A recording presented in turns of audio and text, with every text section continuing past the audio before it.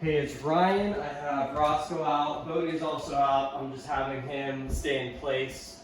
Just something I could work on with him because these guys kind of don't mind each other. So with Roscoe, he's a little confused right now. We're throwing a lot at him. I mean, mixing in the remote collar with all of this different stuff, obedience stuff, meeting other dogs, meeting larger dogs, which is good for him. He needs it. I mean, from what Amy said, he's kind of like got kind of like a resource guarding issue with your other dogs, and he's been like kind of getting away with going after them, is what it sounds like. Let's go. So I had him out with my husky, Simba. I'll try to get a video of that later on today too. But he's actually the one going nuts in there right now. But he won't mess with Simba. I mean, Simba's not going to accept it. But Simba's really nice. He's not trying to pick fights with any dog. He's just not going to accept the dog being mean to him. So it's good for him to get with a dog like that and get with the other dogs here, where I'm not going to let him, resource guard me or anything. So it's a good experience for him to have. And I would also advise you, if he is being a jerk to other dogs, you have to kind of intervene. And a lot of times, what I do when I'm socializing dogs is you have to get loud. You have to get loud, you have to mean it. You have to use your body and go towards them in a way where you're saying with your body, like, hey, I'm stepping in and I'm going to do something. And what I do is I touch them somewhere where people don't normally touch them. I touch them right in the back. Let's see if I can get this on camera. Right in the back here, right in front of their back leg is like, it's kind of like a soft spot, like behind their rib cage. And I'll just touch them there, because they get kind of weirded out by that, and it's kind of physiologically, it's a spot where they're not protected. Their rib cage isn't protecting them there.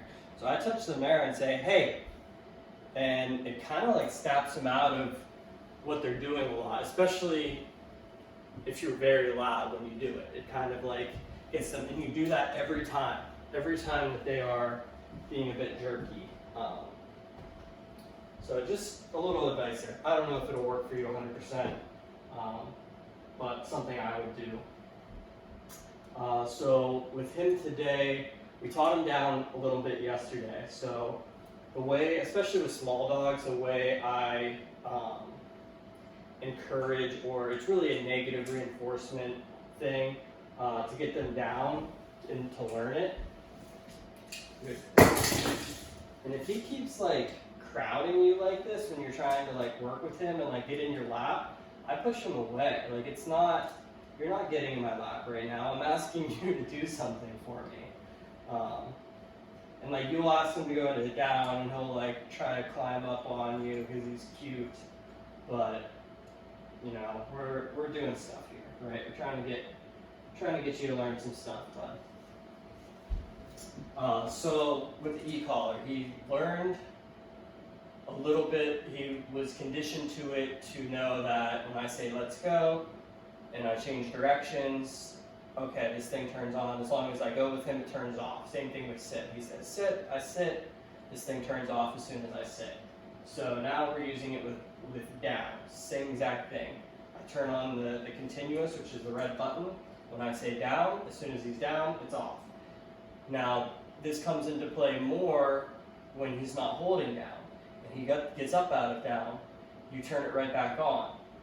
And at first, I'll give him the verbal cue. I'll say down, to go down again, but eventually he gets up and I just turn this on. I don't say down, and if he doesn't go back down just from the e-collar, I'll either give pressure on his back or I'll give leash pressure.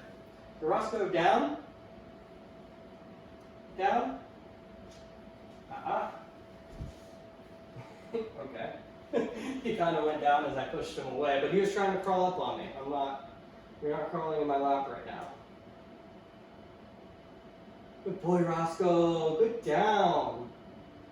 Good down. Down.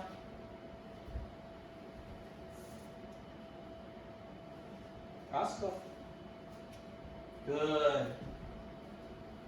Good. Just exactly what I said right there. As soon as he came up, it went right back on. Once he's in down, it's off. And he's a little confused right now. He looks a little, he's giving me these eyes like, I'm scared, but it's not, we're on level 6. Level 6 out of, let's see, I always forget how many of these have, because I use a different color. These have 100 levels. We're on level 6. This is not hurting him. Like, I can't even feel level 6 on my palm. I can feel it a little bit on the back of my hand.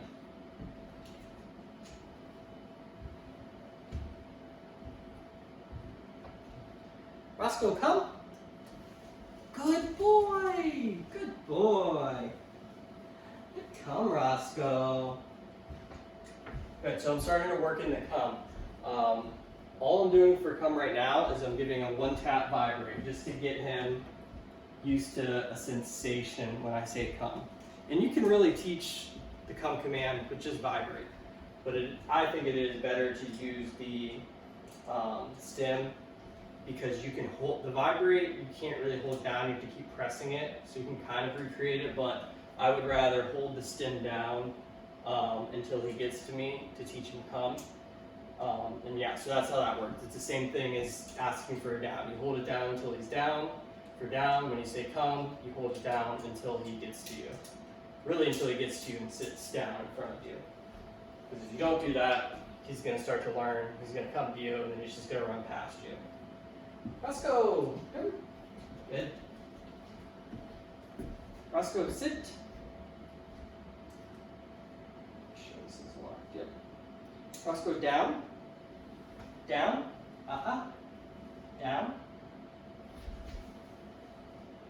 Yes. Down.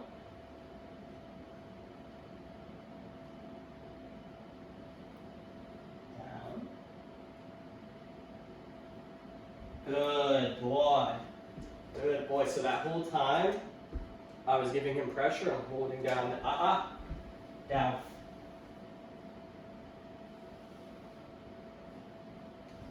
Good. Same thing there. The whole time that he's up and resisting me, I'm holding down the E-collar, but I'm also using this hand to do other things, to give leash pressure, to get pressure on his back, to get him back into it down. Once he's there, the E-collar's off. And I will say, I usually do things a little bit different because I usually have 2 to 3 to 4 weeks to really work in the E-collar. So ideally, I would like to teach down without this first and have him really, really understand down using different methods. But I'm kind of like combining them all into one and using the E-collar along with it to kind of speed it, because we just don't have time in a week to teach him down with other ways and then put this in. So we're just kind of speeding him up on the advanced fast track course. So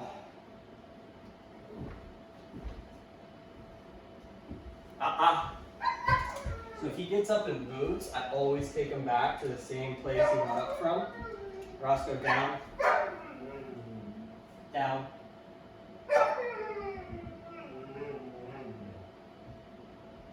Good boy, Roscoe. Good boy.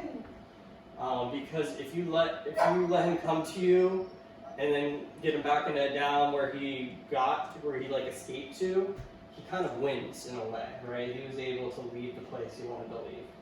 So I always take him right back to the place where I wanted them down and to stay down in the first place. Roscoe, come. Good boy, Roscoe. Good boy. Let's go. Good. Let's go.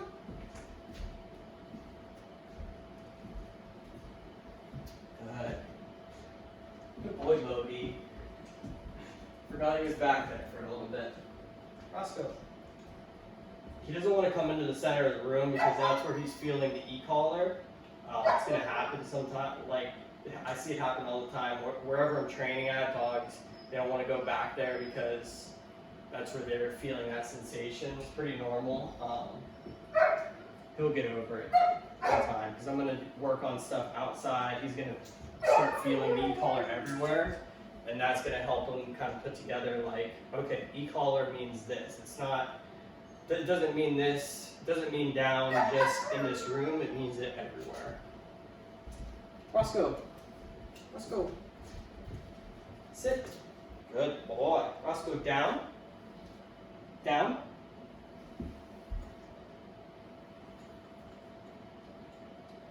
Down.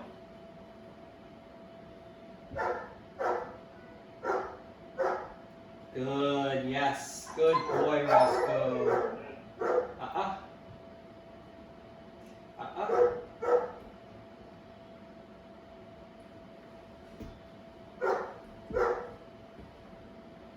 Uh-uh.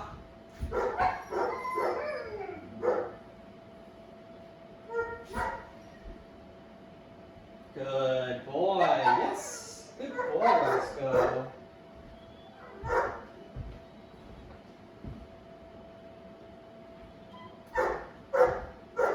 Good boy.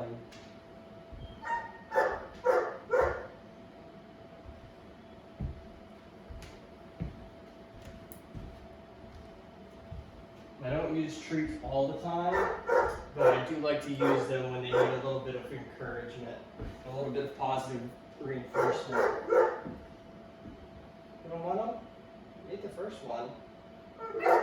We used a lot of treats when I first got him out, so he might not be as hungry. Roscoe, come. Good boy, buddy. Yes. Good, come.